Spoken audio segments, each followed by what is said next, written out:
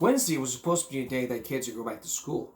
Not in Arkansas. In Arkansas, a suspect was caught in a school making these threats. Take a look. Anxious day in the Atkins School District after someone posted warnings of a school shooting in a bathroom. Police have already caught the person they say is responsible. Tonight, THV11's Ian Russell spoke with the superintendent there about what happened and what happens next. The hallways of Atkins High School are empty. Take a look in the classrooms. There's no one there either. A lot of parents took advantage of that and kept them home, which is completely understandable. Many families kept their students home Wednesday after threats were found on campus. We had notification that there was a written threat in the boys' bathroom at our high school. That threat, which Superintendent Dr. Lori Edgen said in a Facebook post, read, quote, "I'm going to shoot up the school on January 4th. It's a nightmare scenario, and what Edgen says is all too common. The way the world is now, and as often as it happens, and as close to home as it has happened, we always have it in the back of our mind to be prepared and to think it could happen to us. Families were given the option to keep their students out of school Wednesday. Out of the nearly 340 students enrolled at the high school, only about 15 actually came to school. We weren't vague in explaining what the threat was because we wanted the parents to have as much information as they could so they could make the best decisions for their kids. It's easy to spot the extra security all over the high school, and they worked quickly. As of Wednesday afternoon, they've already caught the person who they say wrote the message. As for the punishment for doing this, it varies. On the school side of things, it's anywhere from a warning all the way up to expulsion. On the legal side of things, though, that's where more could be added. Correct, and we have turned that over to the prosecuting attorney, and so we'll see where that goes. That's completely turned over from them at this point. And while this may not look like a typical Wednesday at Atkins High, Edgen says they won't let this slow them down. They still have two jobs: to educate students and to keep them safe. Yeah, we will still have a police presence, increased police presence on campuses, just to give them a little more peace of mind, and that's what we want. But we're ready to start again. In Atkins, Ian Russell, THV 11 News. Ian, thank you. Administrators say school should return to normal tomorrow. And now with people going back to school and going back to college, how are colleges responding to the shooter threats in college? Take a look. As your college kids get ready to head back to school tonight, we look into a topic that is on a lot of parents' minds, a worst-case scenario, but one we have seen happen across the country. A shooting on college campuses. THV 11's Ashley Godwin shows us how some Arkansas colleges are helping protect against these crimes, even bringing students into the conversation. There's always that question, like, what'll happen if one day I come to class and all of a sudden you hear gunshots? Thomas Forcum is the SGA president at the University of Arkansas at Little Rock. His drive to advocate for better student life pushed him to the job. I thought I could make a positive change on campus, and I thought SGA was the best way to do it. I was completely right. He and other students have brought in the Department of Public Safety to reinforce security on campus through defense classes and strengthen the already security measures in place. If a threat were to happen on campus, students and staff are alerted immediately. A rave alert system, which notifies students via text message, and a buzzing of the phone to notify them that something like that is going on. And he wants to take it a step further, working to create an app that will in turn let students alert police immediately if there's danger. Some kind of event is going on, just click a button in that app and it would immediately alert officers that there was an issue on campus, as well as provide officers GPS location for those students. It's a scenario that hits close to home, especially in Conway. In 2008, UCA had a shooting on campus. 2 students were killed and the suspects arrested. After that, started pushing the emergency notifications and the active shooter training for our officers. Sergeant Michael Hopper with UCA PD says officers go through rapid response training every year. That training evolves, as each of these events occur. These events are analyzed and they try to update basically the best practices. Officers train on and off campus, getting to know UCA's layout as well as situational awareness if there was an active shooter or threat. What are we looking for for? You know, sight, sound, smells, those sorts of things, right? Do we smell any gunpowder or anything that would indicate that something has gone on here? You know, what is, is it chaos in the building? And also teaching people how to protect themselves. Avoid if you can, get out of the building or whatever. Hide, barricade if you can, and if necessary, then defend yourself or fight. In Little Rock, Ashley Godwin, THV 11 News. And we've got more information on these university safety measures and statistics, and we've got a link to their annual safety report on THV11.com. Great way for colleges to stay safe.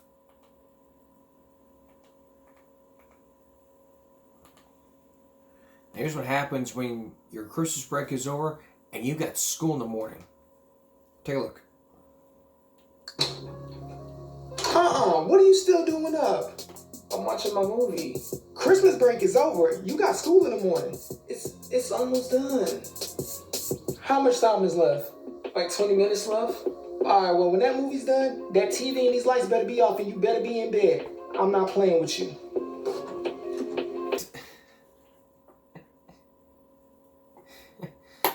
That's funny right there. Alright. Coming up next, there's an issue that's going on all around this country. Law enforcement officers targeting drivers because of the color of their skin. You've heard DWI, but this is a new term for it. DWB, driving while black. Stay with us. Can you imagine as African American, a white police officer pulls you over because you're black? That's racist. That's discrimination and hate crimes. It's happening all over the country. So what can be done about this? And what can you do? Here's John Quinones.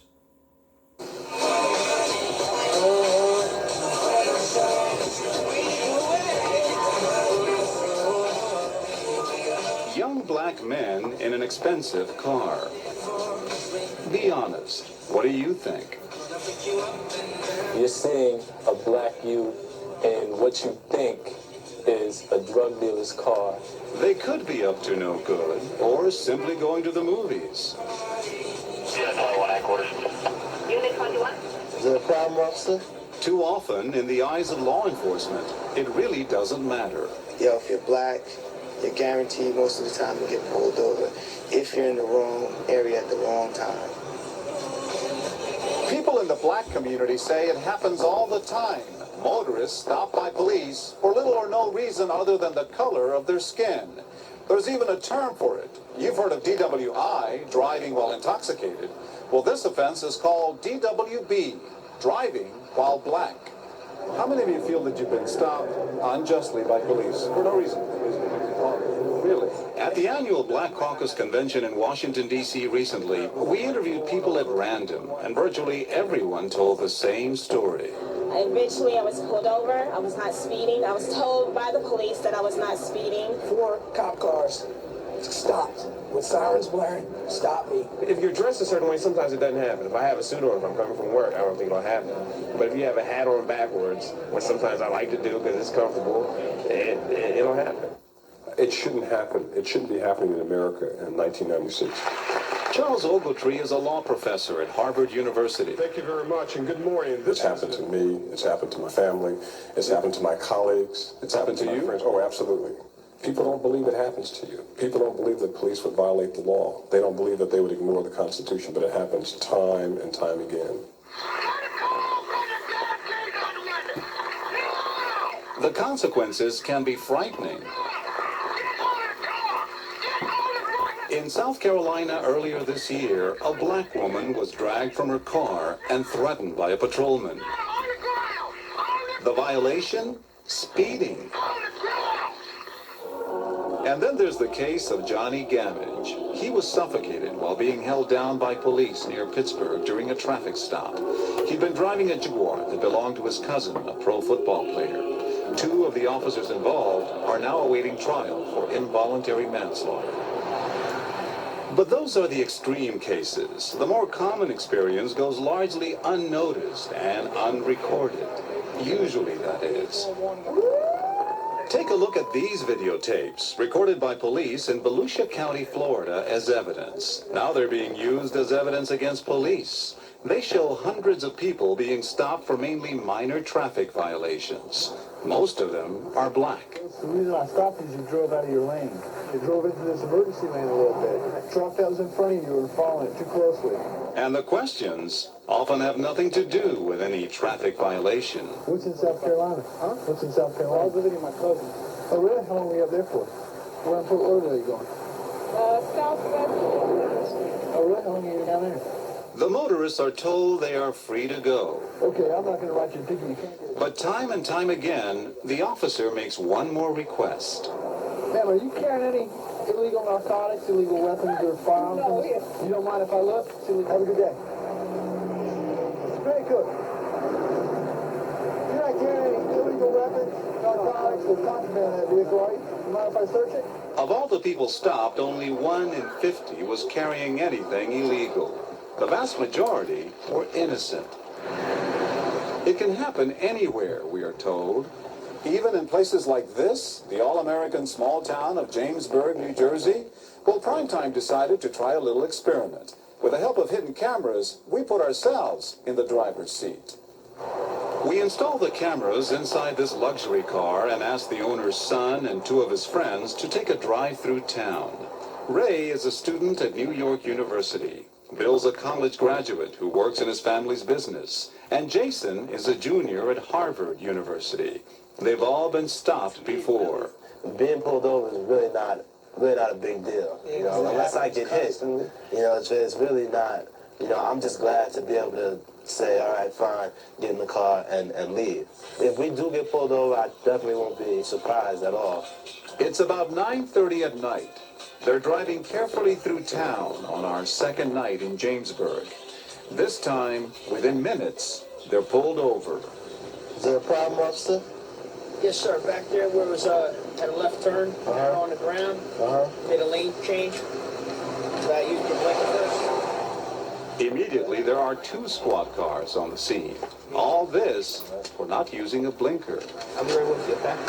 Hey, get some ID. I'll let you know. What ID on you? When Ray, the passenger in the back, says he forgot his ID, they're immediately told to get out of the car. Tell you what, passenger, why don't you get out of the vehicle, please? Remember, they were stopped for a minor traffic violation. But both Bill and Ray are separated, questioned, even frisked. So is Jason. And their car is searched, although police never asked permission. This is a complete search going into packages. We showed our videotape to Professor Ogletree. That's a traffic violation. It's not a basis to do any of what he's doing. What it appears they're doing, says Ogletree, is conducting an illegal search. Our cameras capture the officer's suspicions when they find a cosmetics case in the back seat. Probably dope. Oh, boy. Why would he say that? Hunch? Evidence? Because they're black men, probably in a late model car, at night, and that's all he needs. The rest he can fill in the blanks. It's sad. It's called profiling. Victor Knowles, chief of police in Jamesburg. That's the law enforcement term. It's profiling. Does it go on? It goes on every day, every night, in every town, everywhere in the United States. Do you agree with the profiling? No, I don't. I don't. In Jamesburg, 3 young black men in a Mercedes. Suspicious? No. Why? Why would it be suspicious?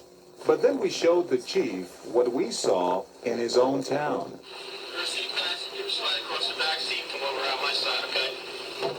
Right. I personally didn't see anything wrong with that. Okay? The search was incidental to the individual officer's protection. It didn't appear to me that they went into any areas that they shouldn't have gone. That search was constitutionally okay? I got that impression, yes. Should they ask permission? Well, it's a good point. I think it could be borderline. And then there's the reason used to pull them over, not using the blinker to change lanes. It may be innocuous or minor, but it gives the officer the probable cause. But was it the real reason? On another night, we watched this same intersection for 3 hours and couldn't help but notice that hardly anyone used their blinker. We counted 260 cars at that intersection, and of those, 223 also failed to turn on their blinkers, including 4 police squad cars, by the way. That's not unusual. And they weren't pulled over. Okay. I don't have an answer for you. You know, I mean, maybe there's a possibility that this fit the criteria of profiling. And what about the officer's assumption that they were carrying dope, which they weren't? I don't think it was appropriate. These individual officers will be admonished for their conduct pertaining to remarks like that. Certainly, definitely inappropriate. Police departments across the country insist that they don't target anyone because of their race, but no one keeps national statistics. The only figures available are from places where lawsuits have been filed. In Volusia County, Florida, those videotapes show that 62% of the drivers stopped were black. In southern New Jersey, 42%. And in northern Maryland, 72% of those stopped and searched on I-95 were black. Remember, only about 12% of the population is black. But what about those other statistics? The ones showing that blacks are arrested for drug crimes at a much higher rate than whites. Doesn't this mean that maybe the police are justified? Not at all. It becomes, unfortunately, a self-fulfilling prophecy when you start stopping people simply on the basis of race. Some people might say, look, the police are doing the best that they can, so isn't this a small price to pay if you pull over a few innocent people to get drugs off the streets? No, John, because it's not going to get drugs off the street, number one. We know that. And it's not a small price to pay for my dignity and my respect, my self-esteem. As for the 3 young men in our undercover investigation, they were released after 20 minutes of questioning. No ticket, no warning. Any apology for these guys? Police officers don't apologize for doing their job. Alpha Bravo Uniform 6573. This is what they get paid for. BFD. Legal experts say increasingly courts are giving police the benefit of the doubt when it comes to traffic stops. In Florida, a judge has dismissed a case against Volusia County Police for lack of evidence. It's now under appeal. And many African Americans say they develop counter strategies to what they feel are widespread police attitudes. For example, driving only the most conservative cars. We know one mother of a teenager who will only allow her son to drive a pale blue Volvo station wagon with a baby seat in the back as a prop. In a future reference, a pattern of suspicion, a Dateline investigation into racial profiling, states that the same thing that's happening in this report. Does it happen? What would the police say? It was on future reference. We could do that on Saturday. But coming up, John Quinones is back to talk about the Susan Smith case that happened years ago. And the police. The police there speak out and tell their sides of the story with their attorney, with the attorney present. Stay with us. Let's take you back now to Susan Smith. Now, you don't remember Susan Smith. She was arrested for the murder of her kids. But what had happened there? You're about to hear the sides of the story from the officers and the attorney as they walk through what had happened during the day that Susan Smith was arrested for killing her kids and the day of that murder. Here again is John Quinones.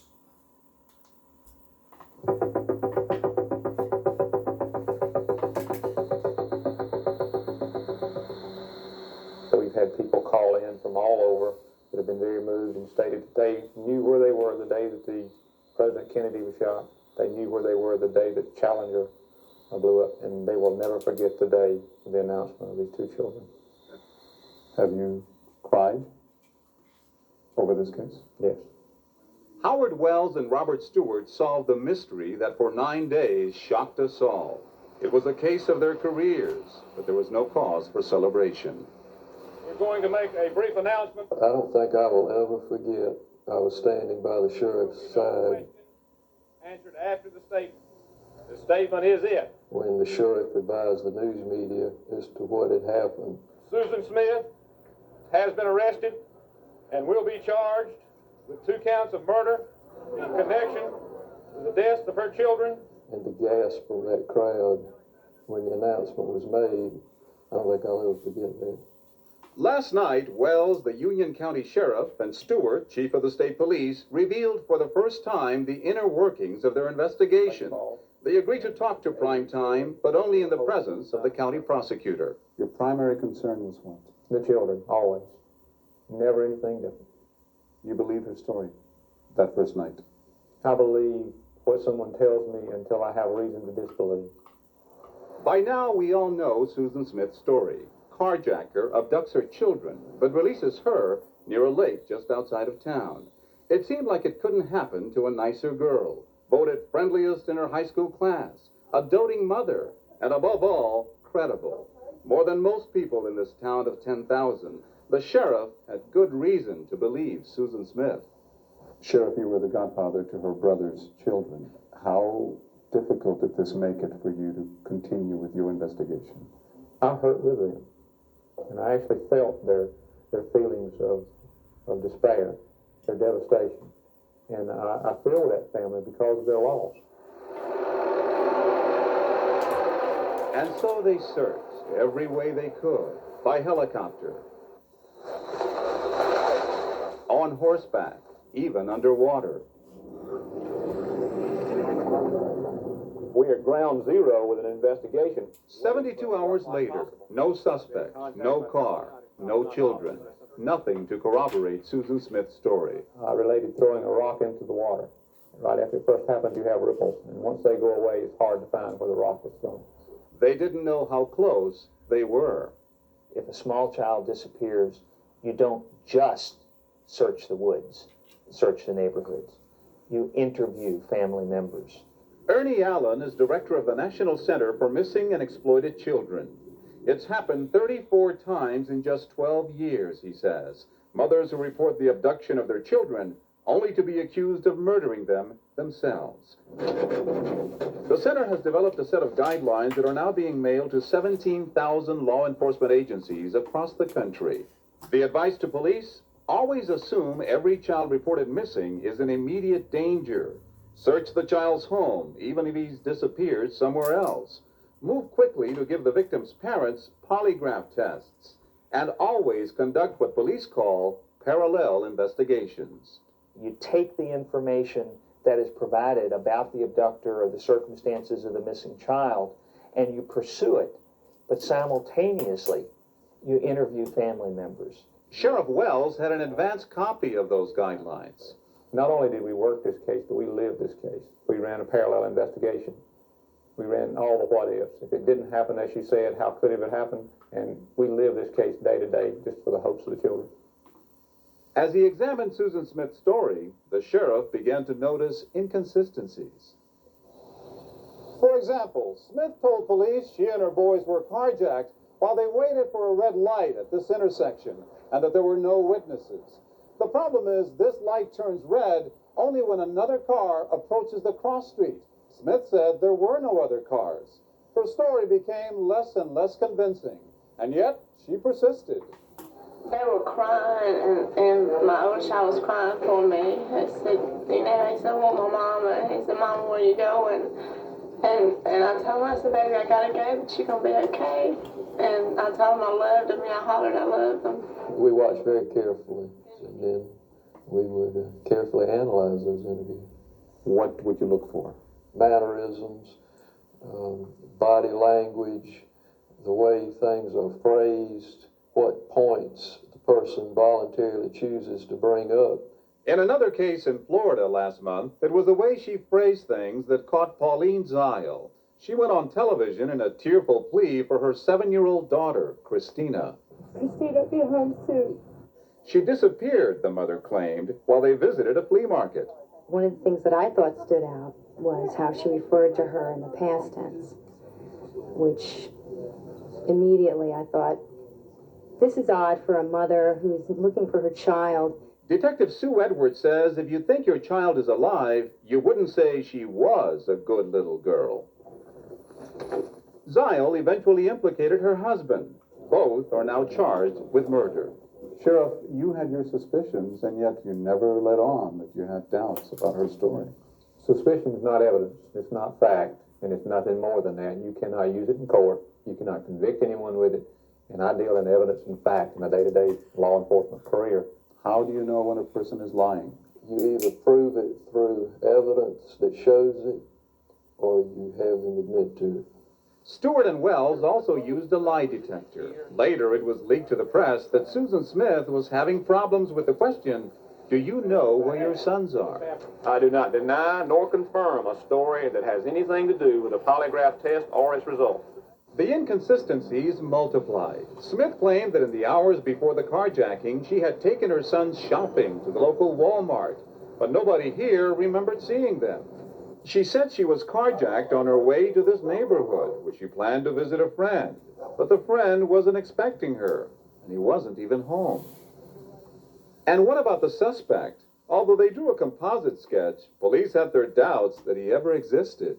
And in this day and time, I'm sad to say, the public immediately wants to think that a suspect is a stranger lurking in the shadows, a predator ready to strike. We have approximately 400 murders in South Carolina every year. 3/4 of those murders are either family members or acquaintances of the victim. 3/4. 3/4. It's got to be very difficult to start suspecting the parent. Well, it's not a matter of whether it's difficult or not. It's just something you have to do a thorough investigation. What they really were trying to do is to get her to continually tell the story over and over again. And each time she tells it just a little bit different. Philadelphia Police Chief Inspector William Bergman has perfected the technique. In the past 5 years, his department has solved 3 similar cases by wearing down the mother in a friendly way. Eventually, the suspect, as in the case of Etta Mumford, gets caught up in her own web of deceit. We took her down to give her a polygraph, and as we were about to hook her up to the machine, she said, I think I better talk to you, and talked about what she did with the child. She actually had cut the child up and packed the child away in a freezer, which was in the basement of her house, pushed in the corner that we had missed the first time we went through the house.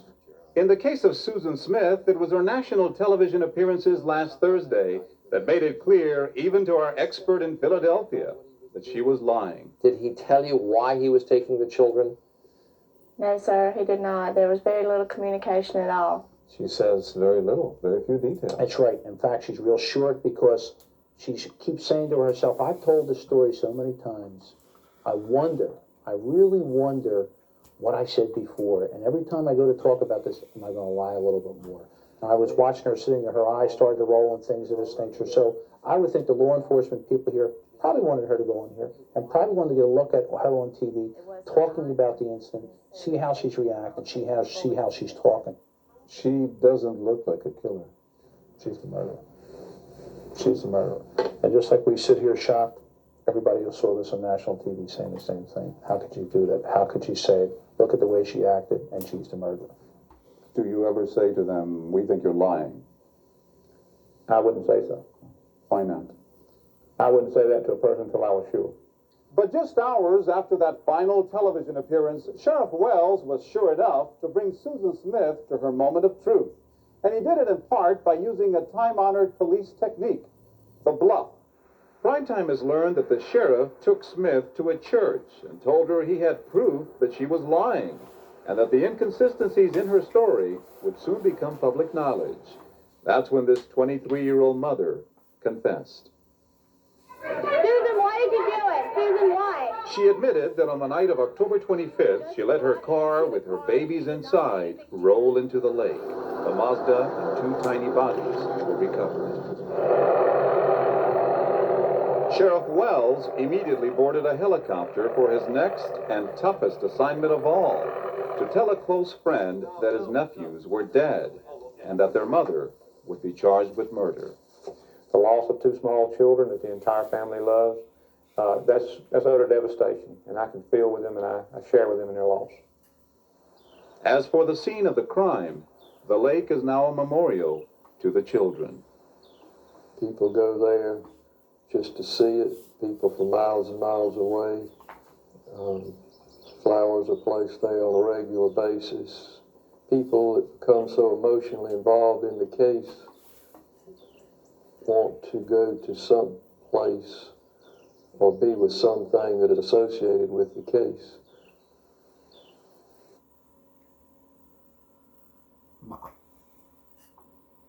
So now we know what happened. Up next, a very similar case. You've heard the story about baby Sabrina. Now we're going to see what the parents, how the parents reacted to the very similar incidents that happened with Susan Smith. Stay with us. We showed you the case of Susan Smith, how she was arrested for murder. Now a very similar case. In this case, now the parent was arrested. Both of them took lie detector test. And something very suspicious happened. I think I played you this before, but now we're going to play it again. This time to look at the very suspicious. The parents were laughing and smiling. Here's Bobby McEwen. Come on, Sabrina. Come on, sweetie. Come over here and see Mommy. Here she goes. Come on. Right when Marlene got pregnant, she goes, I'm so ready for this baby because I look at pictures of our family and I think we're not complete yet. So when Sabrina came along, Sabrina completed that picture of our family. She made our family whole. Sabrina, what are you doing? She's just happy and smiling all the time. You're painting a picture, as far as Sabrina's concerned, of everyone's ideal baby. She is the ideal baby. She is, and somebody out there knows that. It said the worst that can happen to a parent is to lose a child. But Marlene and Steven Eisenberg say they are living through something that may in fact be even worse than that. It's like a double whammy on you. It's like a combination punch that just hits you and hits you. Since their 5-month-old baby vanished from her crib almost 8 weeks ago, the Eisenbergs have been under a gathering cloud of suspicion, both from the public and the police. I know they're asking you to believe two of the hardest things that you could ever imagine in your life. That one, that your daughter's missing, and two, that either you or your spouse had something to do with it. And it all began here at the Eisenberg home outside Tampa. A real estate broker, Steve, was on target to win his company's sales competition. Marlene had founded a mom and me child center that meant she could spend most of her time with her own children. And there's her big brother acting silly. The Eisenbergs say they had a lot to be thankful for as they went to bed on the Sunday night before Thanksgiving. What was bedtime for the two of you that night? We retired to our rooms roughly around 11. Their 3 children, 8-year-old William, Monica, who's 4, and little Sabrina, were happy, healthy kids and sound sleepers. According to Marlene, there wasn't a peep all night. You know your babies cry and you wake up immediately. But on this night from Sabrina's room, there was no such noise. Not from any of their rooms. They say, as usual, they woke early the next morning. Like a regular day. Just like a regular day. When Marlene began to rouse the kids, it was about 6:30. She says she usually let baby Sabrina wake up by herself. And how would she let you know she was awake? She has these little blocks with bells, and she wakes up playing with them, and no crying. Just you wake up and you hear her cooing. But that Monday morning, from Sabrina's room, there was no sound at all. And then, what I heard was, Marlene screaming hysterically. And I run out and check Sabrina's crib. She's not there. Marlene's hysterical. She's losing her bodily function. She's all over the carpet and the kitchen floor. I'm trying to get her to calm down. She's calling 911, hysterical. About 6:42 that morning, the family awoke, and they discovered the child missing out of the crib. Gary Terry is with the Hillsborough County Sheriff's Department. From the beginning, investigators were skeptical that someone could just walk into that house and steal a baby without waking the parents, the other children, or the dog. We've had child abduction cases like other jurisdictions around the country, but not one of this magnitude and not one of this nature, where they actually supposedly went in and took a child out. Yet that is exactly what the Eisenbergs said had happened just a few hours later in this public plea for Sabrina's safe return. This morning, someone came into our home and took our baby Sabrina Page out of her crib and took her out of our home. And I'm begging that person to please bring our baby back to us. you videotaped a statement begging for the return of your child. Whose idea was that? The police. But whoever had the idea first, it was about to backfire. There were those in Tampa who would question the parents' emotions. And we all miss her and love her very much, and we need her to come home to us, please. And I'm just begging that you please bring her home to her family. Some thought Marlene just wasn't distraught enough for a grieving mother. May I say that you are much more emotional now than you appeared to be on that tape? You know, first of all, the day this happened, I'm in shock. And the minute that plea was over, I completely broke down, hysterical. The Eisenbergs' friends and neighbors in the Tampa suburb of Brandon rallied around. They tied yellow ribbons to mailboxes. They took pictures of Sabrina door to door. They prayed at candlelight vigils. Whoever has done this, please bring Sabrina home. But there was also increasing scrutiny. Police removed bags of evidence from their home. The family's cars were towed after being dusted for fingerprints. And with Sabrina gone for over 24 hours, there was another damaging image. Leaving their house in front of the TV cameras, the Eisenbergs say police told them to look relaxed. And then they've said something to break the tension. Steve and the female detective in front of him were caught on tape, apparently laughing. To many, for the father of a missing child, it didn't look good. Did it ever cross your mind that perhaps looking relaxed and smiling or even laughing at that point was not the appropriate thing to do? No. We followed everything that we were asked to do, and we answered every question we were asked, and we cooperated in every aspect that we could. The Eisenbergs told investigators they routinely left their doors unlocked at night, that they never used their burglar alarm, that their dog, Brownie, was usually too friendly to bark. In fact, when a Dateline camera crew arrived this week, Brownie didn't make a sound when we came through the door. You notice Brownie isn't barking at you guys. Though he did bark once we'd left. And the police increased the pressure on Sabrina's parents, challenging their finances and their marriage more and more aggressively, especially the detective who questioned Marlene. And then he just leaned across to me and said, well, you know, statistics say that it's the parents and the mother who does these things. And I said, well, I had absolutely nothing to do with this. I have no idea what Sabrina is, and I have no idea who took her. And what went through your mind when he effectively said, we think you do? The total disbelief. Not only is my daughter gone, but they think I had something to do with it. It's just unbelievable. The police searched the 5-square-mile area surrounding the Eisenbergs' house, sending 130 divers into the murky water, using the same dogs that located bodies in the Everglades after the Value Jet crash. They say they've followed hundreds of leads and done 1,000 interviews. They found nothing. It is not unknown for a baby of Sabrina Eisenberg's age to be abducted by a stranger, for reasons that may range from revenge to someone who simply wants a child of their own. But according to the FBI, it doesn't happen very often. In fact, in the U.S., the odds of a child being kidnapped by someone other than a family member are about 1 in 1,000.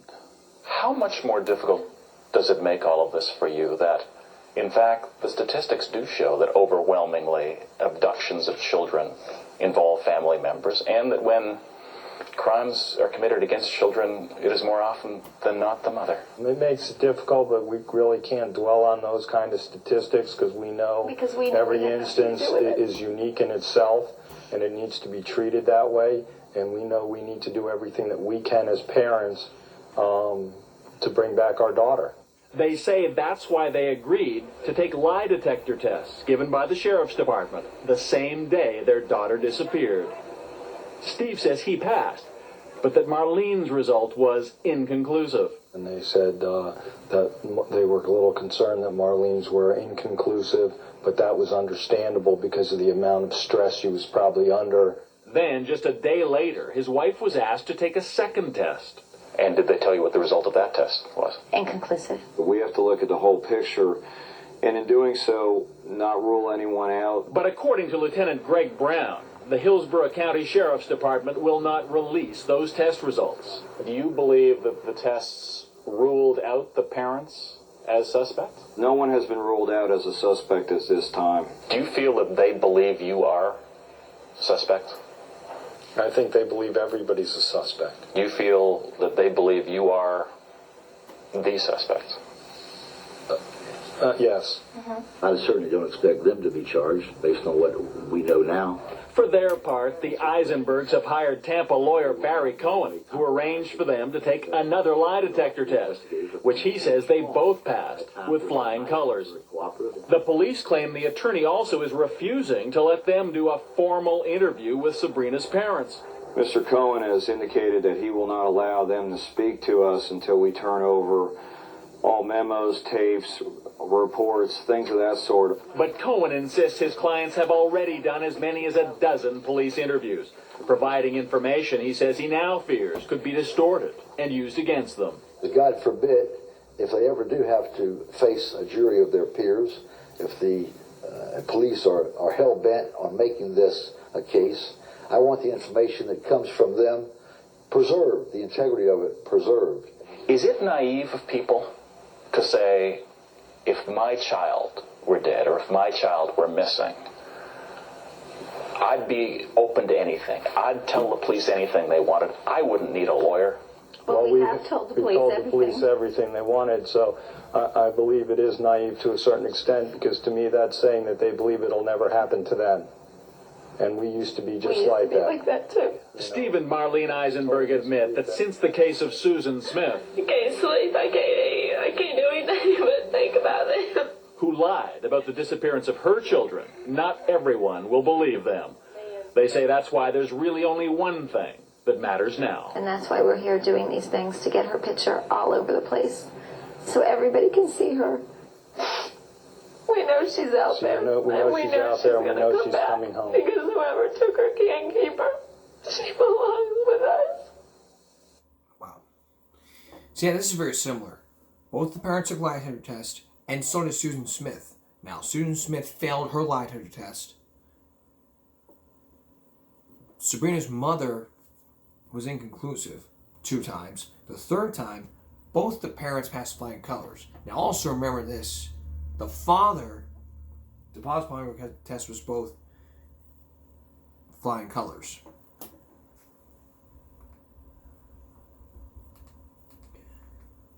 So you can really get those. I mean, you certainly can compare these instances.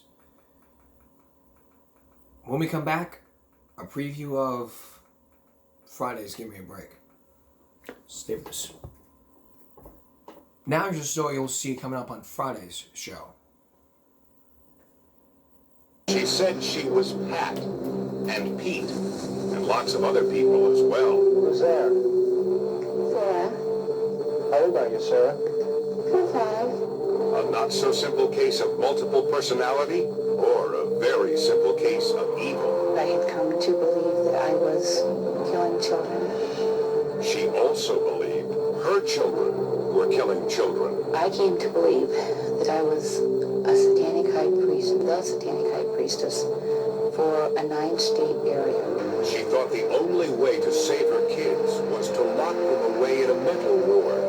But were doctors curing a disease or causing it? How could I have not stopped this? How could I have let this happen? Whom could she believe? Whom do you believe? Victoria Corderi with Devil's Advocate. That's on Friday. And this year, every Thursday is Throwback Thursday. We look back at some of the stories we've done, as well as the stories we have not talked about on the GMB YouTube channel. That's every Thursday this year. That's Give Me a Break for this Wednesday going to Thursday. We'll see you tomorrow on the GMB YouTube channel for Throwback Thursday. And I'll see you Friday for Devil's Advocate. I hope you've had a great day. For all of us here at YouTube and Give Me a Break, have a good night.